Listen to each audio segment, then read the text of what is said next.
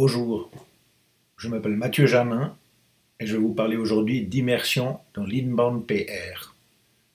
Je suis conseiller en communication diplômé et je suis fondateur de Please.com, la première agence francophone d'inbound PR, ainsi que le fondateur de l'Inbound PR Academy. Avant d'entrer dans le vif du sujet, posez-vous quelques questions. Est-ce que vous bloguez? Est-ce que vous utilisez les médias sociaux? Est-ce que votre site web dispose déjà de landing page? Et combien de temps investissez-vous en moyenne à développer vos propres relations publiques?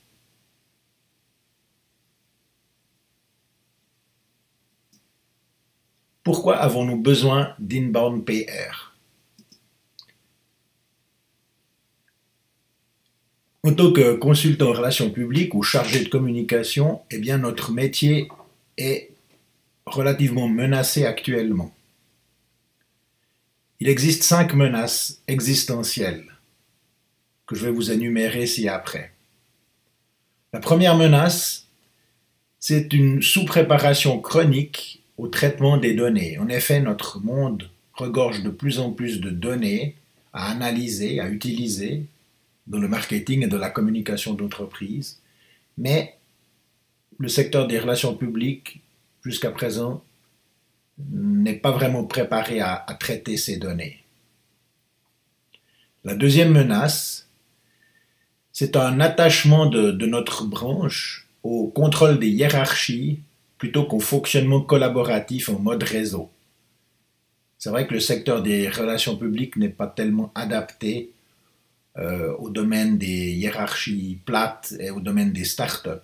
Ils préfèrent travailler avec la pointe de la pyramide, travailler avec le PDG d'une grande entreprise plutôt que dans des structures plus chaotiques. La troisième menace existentielle des relations publiques, c'est la focalisation sur la facturation d'heures de conseils à court terme plutôt que sur la réflexion stratégique à mener pour obtenir des résultats. Ça, c'est plutôt un problème qui touche les consultants en agence de relations publiques. Souvent, on cherche à facturer ses heures plutôt qu'à donner des conseils qui servent vraiment à résoudre la problématique de son client. La quatrième menace, c'est la peine à livrer des campagnes d'envergure mondiale. Le secteur est très cloisonné, on travaille dans une région, on travaille dans un pays, mais de véritables campagnes de relations publiques à l'échelle mondiale, il en existe relativement peu. La cinquième menace, détectée par Robert Phillips. Robert Phillips est l'ancien PDG pour l'Europe, le Moyen-Orient et l'Afrique du groupe Edelman, donc qui est le principal groupe mondial de relations publiques. Il est également auteur du livre Trust Me, PR is Dead. Faites-moi confiance, les RP sont mortes, qui a été édité en l'année 2015. Donc la cinquième menace identifiée par Robert Phillips, c'est le manque et la sous-exploitation des talents en agence. Les agences ont beaucoup de peine à identifier des talents et ont tout autant de peine à garder ces talents une fois identifiés pour les faire prospérer au sein de l'entreprise. Donc on a beaucoup de tourisme professionnel et c'est une menace pour le secteur des relations publiques. Sachant cela, il est intéressant aussi d'analyser certaines études. Alors là, c'est une étude du CIPR, donc le Chartered Institute of Public Relations, une étude de 2019 qui détermine l'état de la profession des RP en 2019 et qui liste les 10 principaux défis de la branche des relations publiques dans le monde. Le premier défi identifié, c'est le changement, l'avènement de l'ère digitale qui est spécialement mal préparées par le secteur des relations publiques. Donc, la deuxième menace, c'est une sous-représentation des professionnels des relations publiques au niveau des conseils d'administration des entreprises. La troisième menace, eh bien, c'est que les relationnistes ont peur de se sentir comme une branche qui n'est pas vraiment très professionnelle. Donc ils ont l'impression que, voilà, que leur branche est perçue comme une branche pas trop professionnelle. Le quatrième défi, eh bien, c'est que la branche a besoin de plus en plus de professionnels qualifiés et peine à les trouver. Le cinquième défi, c'est la convergence des relations publiques avec les autres disciplines de la communication et du marketing. Donc vous voyez que c'est un domaine qui a actuellement une grande remise en question et qui doit relever un certain nombre de défis pour pouvoir perdurer de bonne façon ces prochaines années. Alors face à cette crise, eh bien, un certain nombre de spécialistes se disent qu'il faut recréer, il faut réinventer les relations publiques, il faut les réadapter à l'ère du digital. Et voilà. Et pour gagner en crédibilité et retrouver la confiance du public, eh bien, la communication doit devenir plus ouverte, plus honnête, meilleure. Mais reste encore à nous déterminer si nous voulons faire le pas ou pas, et ça c'est une question personnelle, bien évidemment, que chacun d'entre nous doit se poser et trouver la réponse qui lui convient. Si vous voyez cette image, vous vous direz qu'est-ce que c'est? Eh bien voilà, vous voyez des braises, vous voyez des pieds. Eh bien voilà, c'est une expérience que j'ai fait moi-même il y a pas mal d'années maintenant, à Suisse, à Davos, station de montagne bien connue, qui héberge un forum économique du même nom depuis des années. Et le 27 février 2003, eh bien, avec une équipe, dans le cadre de mon travail, nous avons décidé de braver notre peur et de marcher sur la braise pour faire une cohésion d'équipe. Et c'est ce que j'ai fait. Et vous faites la transition des relations publiques vers le digital, l'avènement de, par exemple, l'inbound PR, qui est justement une de ces voies d'évolution des relations publiques. Eh bien, ça peut faire penser aussi à un passage initiatique, à marcher sur des braises. Et c'est vrai que ben voilà, nous sommes notre principal frein, et si nous désirons faire le pas, avancer, continuer à se former dans d'autres directions, eh bien, nous sommes notre principal frein. Et si nous voulons avancer et suivre des formations, personne ne peut nous retenir de le faire. Alors maintenant, on va regarder trois aspects de l'inbound PR. Tout d'abord, bien, on va déterminer pourquoi les relations publiques sont à la peine. On l'a déjà évoqué précédemment. Et puis, on va réfléchir à comment est-ce que l'inbound PR peut contribuer à redynamiser les relations publiques. Et puis la troisième partie de cette présentation, eh bien, consistera à vous montrer comment l'on pratique l'inbound PR. Donc, pourquoi les relations publiques sont-elles à la peine? Alors tout d'abord, fixons une définition, parce que PR, RP, Public Relations, relations publiques, relations presse, c'est vrai que ces deux lettres PR signifient beaucoup de choses. Et voilà, là j'ai pris une définition, c'est la définition de l'Association suisse des professionnels des relations publiques. Eh bien, elle entend par PR justement la gestion des processus de communication des organisations avec leurs parties prenantes ou avec leurs groupes de dialogue, les fameux stakeholders dont on parle bien souvent.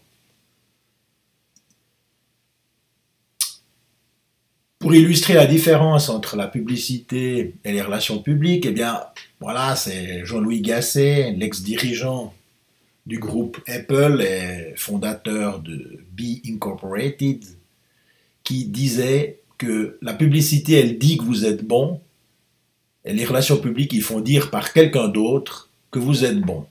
C'est une manière de différencier la publicité des relations publiques qui m'a fait sourire et que je voulais partager avec vous. Alors voilà, les RP, est-ce que c'est les relations presse? Alors c'est une définition qui est très limitante, puisque bien évidemment, les RP sont beaucoup plus que les relations presse. Et là, on voit dans ce diagramme qui présente justement 4 types de médias, hein, les médias payés, les médias gagnés, les médias partagés et les médias possédés, et ça, ce sont tous les différents outils justement ou les différentes manières, les médias utilisés par les relations publiques. Donc si on commence tout en bas dans le cercle bleu, on remarque, donc ce sont les médias possédés, c'est-à-dire les contenus qui sont édités par une agence de relations publiques ou par un client et qui sont des contenus justement qui sont créés par des experts, qui peuvent être des témoignages d'employés, des témoignages de clients, du contenu généré par les utilisateurs, des critiques, du journalisme de marque, des webinaires, de la vidéo, des podcasts, des livres blancs, des études, des sondages. Les médias payés, c'est le deuxième rang orange qui se trouve au milieu à gauche de votre écran. Eh bien, c'est tout ce qui est payé justement à d'autres éditeurs pour pouvoir être publié. Donc en gros, c'est la publicité, hein, les pages de pub classiques ou presse, l'affichage, les réseaux sociaux également. Lorsque vous programmez une campagne digitale sur Facebook ou sur LinkedIn ou sur un autre réseau social, les AdWords et le RTB. Les médias gagnés, eh bien ça c'est tout ce qui concerne justement la notoriété de l'entreprise, c'est-à-dire vous allez gagner de l'attention d'un média que vous ne possédez pas, qui va créer du contenu sur votre marque, sur votre entreprise, sur vous-même, et qui va le publier. Donc c'est tout ce qui touche les relations médias, les relations avec les blogueurs, les relations avec les investisseurs, et les relations avec les influenceurs digitaux. Et le dernier rond, le rond violet, c'est tout ce qui sont les médias partagés. Donc ça, c'est justement tout ce qui touche maintenant aux médias sociaux, les différents qui sont utilisés en tant que caisse de résonance pour développer vos contenus, pour transmettre vos contenus plus loin à travers des groupes communautaires qui existent sur les différents réseaux sociaux qui existent actuellement dans le monde. On remarque donc que les relations publiques sont un domaine beaucoup plus vaste que les simples relations presse, pour ceux d'entre vous qui n'auraient pas été convaincus par cela au départ. Ce qu'on peut dire également, c'est que les relations publiques ou relations presse traditionnelles, elles sont interruptives. C'est-à-dire que, elles perdent leur attractivité, puisque lorsque le journaliste est interrompu dans son travail de recherche, par exemple, par un coup de téléphone d'une agence, d'un service de presse, qui va lui proposer quelque chose, et on se rend bien compte que c'est compliqué, et que dans le monde actuel où le temps d'attention est tellement rare, eh bien, il faut peut-être trouver d'autres possibilités pour travailler plus efficacement.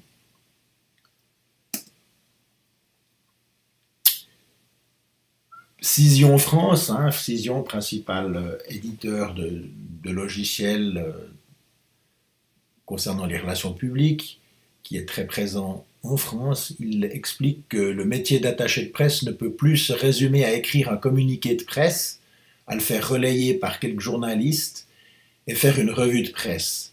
Les entreprises ont besoin d'être visibles en permanence. C'est pourquoi les attachés de presse doivent collaborer avec le marketing sur la création et la promotion de contenu afin de mettre en place une stratégie efficace, pertinente et surtout gagnante. Alors, maintenant, et peut-être c'est maintenant que votre intérêt va vraiment être récompensé, c'est comment est-ce que l'inbound PR peut vous aider à réinventer les relations publiques.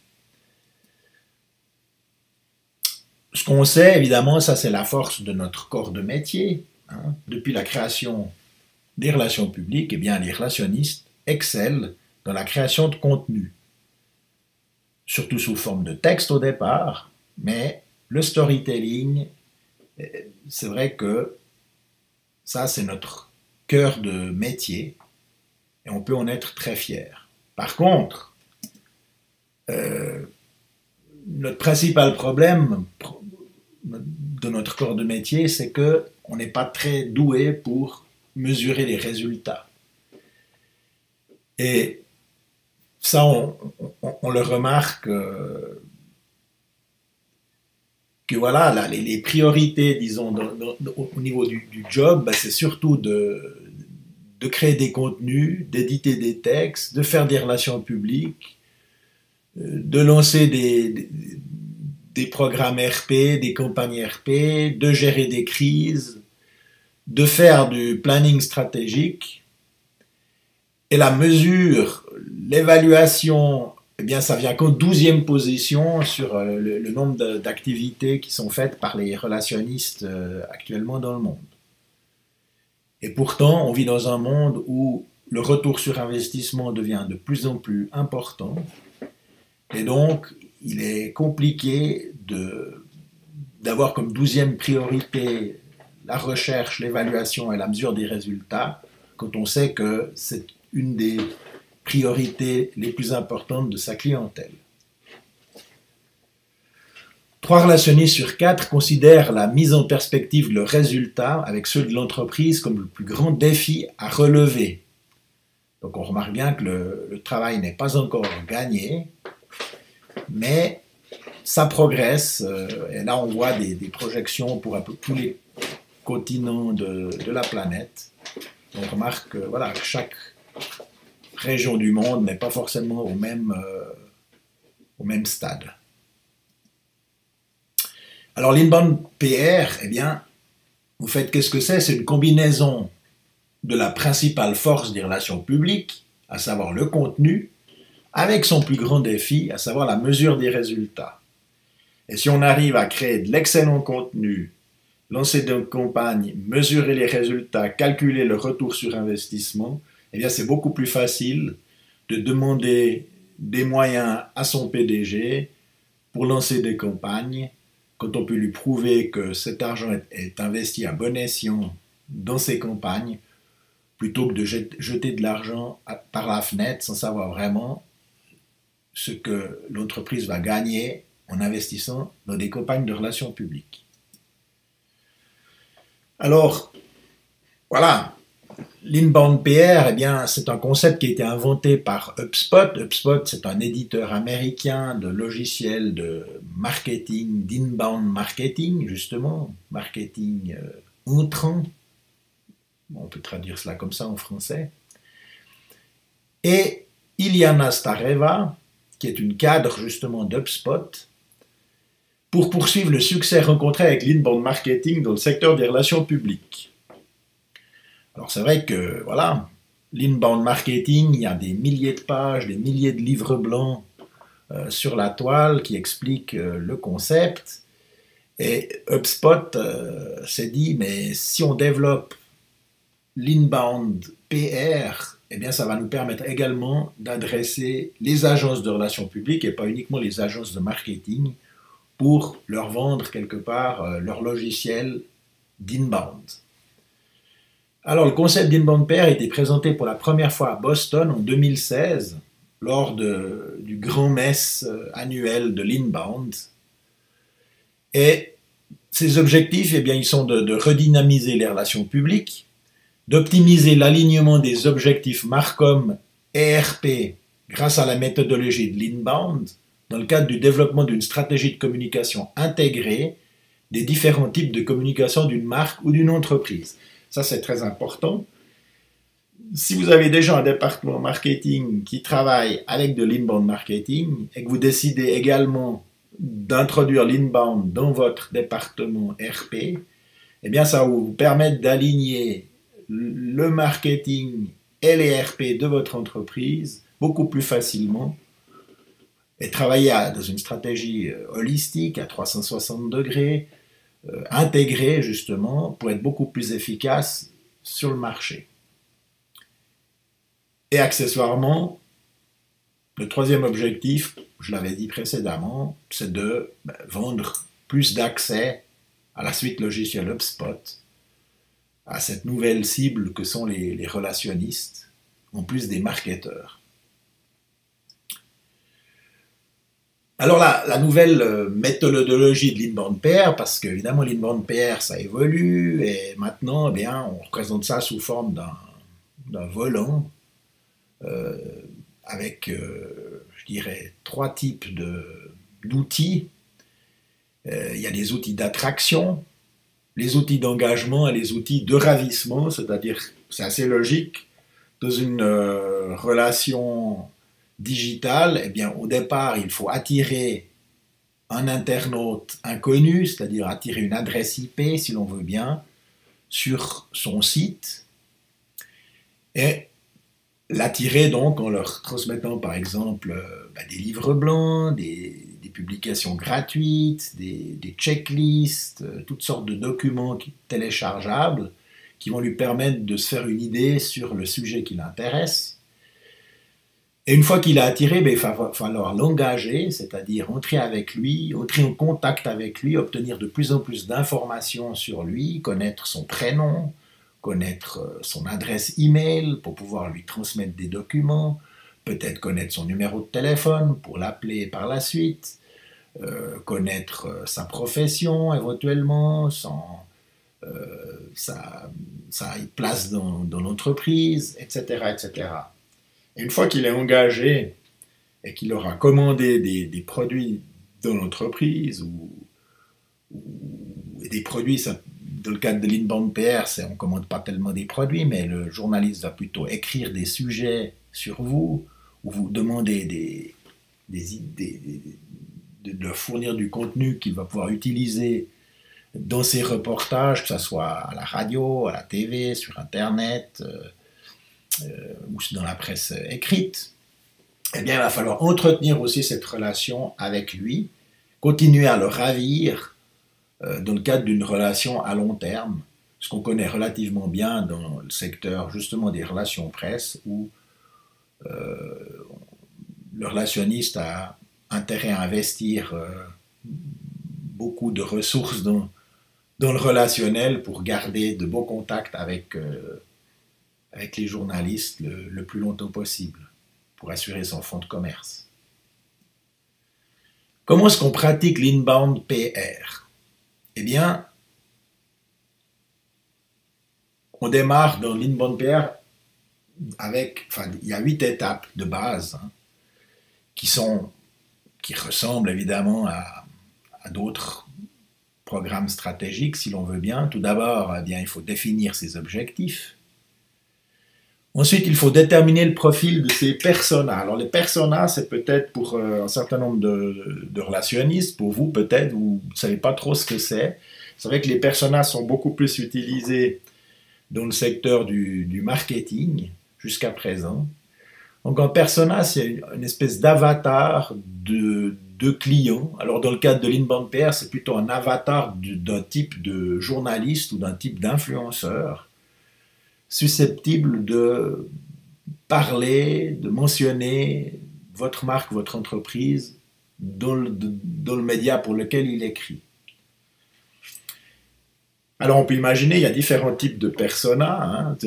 Si on prend l'exemple du journaliste, ben, vous avez des journalistes de presse écrite quotidienne, par exemple, qui eux-mêmes n'ont pas forcément les mêmes besoins que, par exemple, un persona qui serait plus presse spécialisée, qui doit aller beaucoup plus profondément il s'intéresse à des contenus beaucoup plus spécifiques que le journaliste de la presse quotidienne. Donc on remarque bien on s'adresse à différents avatars de personas, on va dire, enfin à différents types de personas, et selon le type de persona, eh bien, il va falloir leur entrer en contact de façon différenciée avec eux et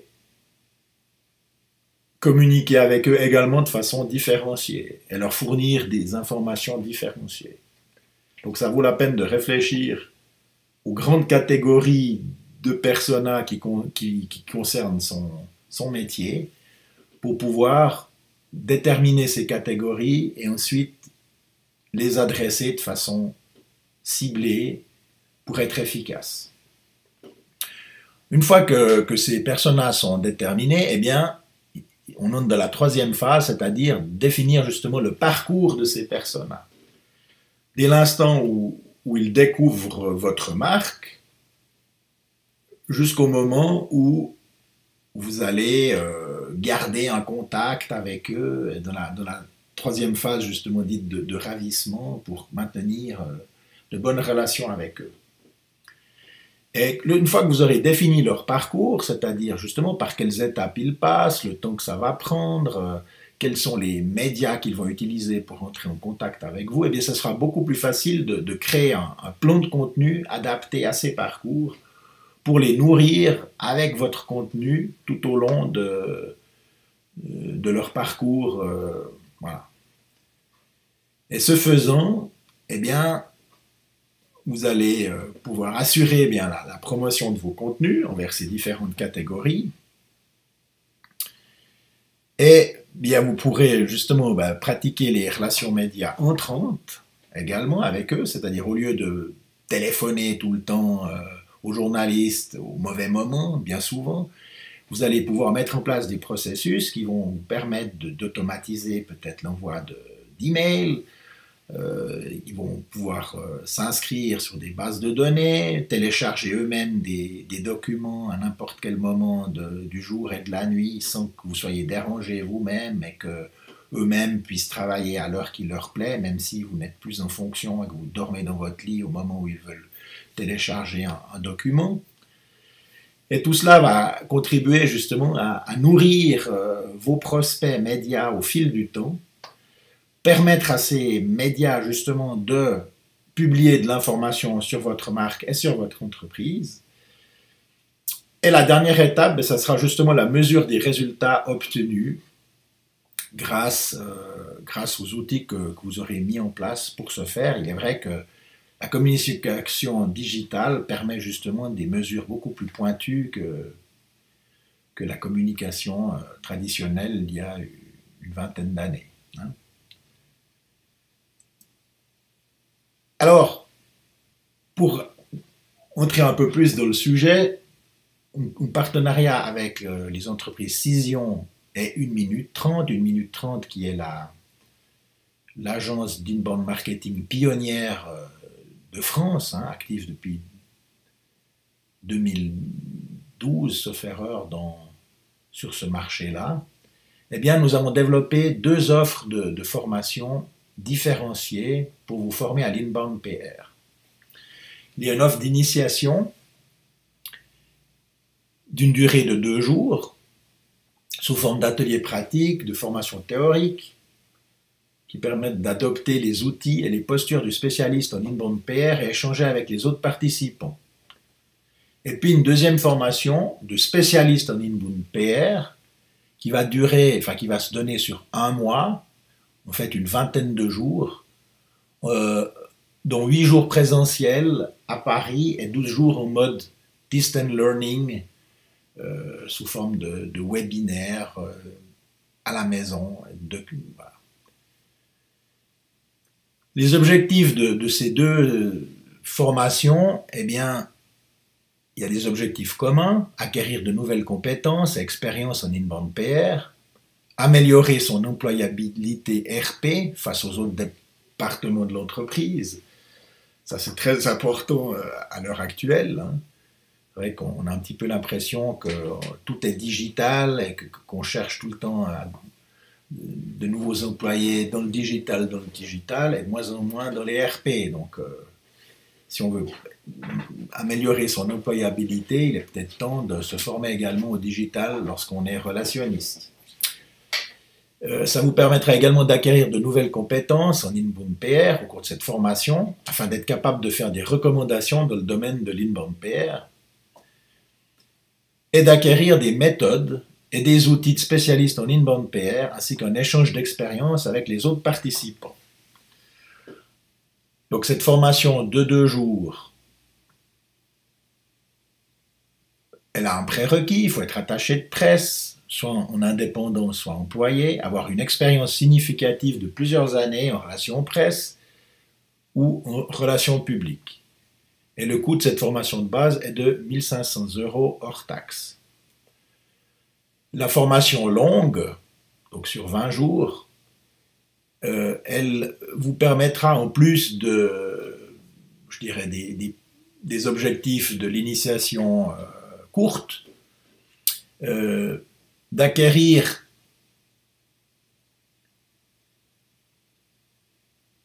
des méthodes et des outils de spécialistes en inbound PR, ainsi que d'échanges d'expériences qui sera certainement plus riche avec les autres participants durant les journées de formation et en présentiel.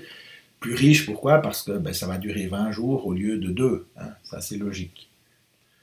Et puis, ça va surtout vous permettre aussi de contrôler l'acquisition des connaissances par e-learning et self-learning entre les sessions de cours présentiels. Il y aura des exercices à faire et un travail quotidien à fournir, mais c'est la meilleure manière justement de contrôler l'acquisition de ces nouvelles connaissances. Et cette formation-là, sur 12 jours, eh bien, forcément, elle coûte un petit peu plus cher, elle coûte 4 000 € hors taxe. Et puis, cerise sur le gâteau, en suivant l'une de ces 2 formations, eh bien, vous bénéficierez de tarifs préférentiels sur les solutions Cision qui vont vous permettre justement de gérer les bases de données de vos influenceurs, de vos journalistes de façon très pointue et de pouvoir diffuser de l'information grâce à leur logiciel. Donc, leur logiciel, c'est la caisse à outils digitale du relationniste digital, justement, et nos étudiants ont des tarifs préférentiels sur ces solutions. Donc, c'est un argument supplémentaire de suivre l'une de ces 2 formations. Voilà, là on voit les détails de la formation courte. Donc, il y a 2 journées, comme on l'a dit. La première journée, on parcourra les bases de l'inbound PR, une présentation théorique des relations publiques et de la mesure des résultats. Ensuite, on découvrira ce qu'est l'inbound PR et on découvrira comment pratiquer l'inbound PR. Comment lancer une campagne. On parlera de relations médias inbound. Je vous montrerai ce que c'est qu'une inbound PR newsroom, en quoi elle se différencie d'une newsroom traditionnelle, pourquoi ça vaut la peine justement d'utiliser une de ces newsrooms sur son site internet pour être plus efficace dans ses relations publiques digitales. On apprendra comment créer du contenu remarquable et on abordera l'art du storytelling inbound également. Donc 2 journées bien remplies.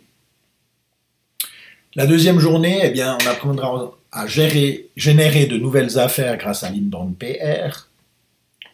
Donc en gros, ça veut dire pratiquer ce que vous prêchez, l'importance du positionnement d'agence ou du positionnement de marque, comment créer une stratégie de positionnement de votre agence ou de positionnement de marque, comment nourrir vos prospects avec du contenu remarquable et remplir vos tunnels de vente. Voilà, on verra ce que c'est aussi un tunnel de vente,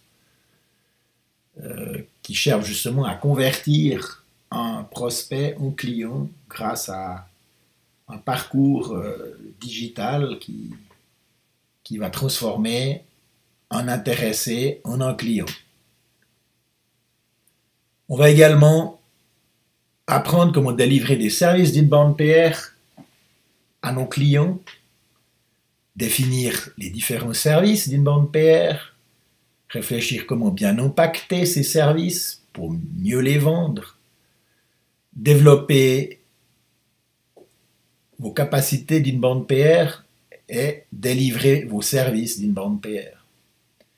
Et le dernier bloc de cette formation de 2 jours sera dédié justement aux outils et fera l'objet d'une formation spécifique de Cision aux outils numériques de l'inbound PR. La deuxième formation, eh bien, elle dure une vingtaine de jours. Donc, voilà. Donc, il y a aussi 2 jours, je dirais les 2 premiers jours sont plus ou moins similaires, c'est-à-dire qu'il y a une base théorique. À partir du 3e jour, on va créer notre plan de contenu. Le 4e jour, on va effectuer des recherches dans le cadre de son plan de contenu, justement. Ensuite, le 5e jour, on personnalisera les pitch médias. Le 6e jour, on passera en revue le modèle PESO que nous avons abordé tout à l'heure, ce modèle avec les 4 ronds et les intersections qui représentent les nouveaux médias au jour d'aujourd'hui. Le 7e jour, eh bien, on abordera les canaux des réseaux sociaux. Le 8e jour, on parlera de planning éditorial sur les réseaux sociaux. Le 9e jour, on parlera de l'amplification des contenus sur les réseaux sociaux grâce au modèle PESO, justement. Le 10e jour, alors ça sera une séance de débriefing de la 2e semaine de cours, parce que de cette formation longue, ce qui est intéressant, c'est qu'on a des journées de débriefing qui permettent justement de discuter en groupe de ce qu'on a abordé ensemble, de faire des échanges d'expériences, de transmission d'expériences, etc. Le 11e jour, eh bien, ce sera de la présentation théorique des RP et la mesure des résultats. Les jours 12 à 14, eh bien, on va les utiliser pour mesurer les résultats, apprendre à mesurer les résultats, puisque c'est justement le principal défi des relationnistes actuellement. Le 15e jour, on abordera la partie théorique sur la stratégie. Les jours 16 à 18, on fera de la planification stratégique. Le 19e jour, on parlera d'outils de l'inbound PR avec Cision, justement, une journée complète, cette fois dans la formation longue, qui permettra justement de découvrir et d'utiliser les outils Cision. Et puis le 20e jour, ce sera la cerise sur le gâteau, ce sera la simplification de la livraison de vos prestations, en présentiel à Paris, avec une clôture, une cérémonie, une présentation des plans réalisés, parce que chacun va réaliser justement son propre plan d'inbound PR, spécifique à sa profession, à son emploi du temps. Et on aura également une remise des diplômes, des discussions concernant comment rester en contact après cette formation plus longue. La formation longue, justement, donne droit à un journal de bord du spécialiste en inbound PR qui va être le fil rouge qui va vous permettre vraiment d'intégrer et d'utiliser l'inbound PR au jour le jour. Alors là, on vous montre un journal de bord qui est relativement traditionnel. Évidemment, à l'ère du digital, on va plutôt fonctionner avec un journal de bord dématérialisé. Mais voilà, vous repartirez chez vous avec de la théorie, de la pratique et des documents de travail efficaces pour pouvoir utiliser l'inbound PR de votre travail au quotidien.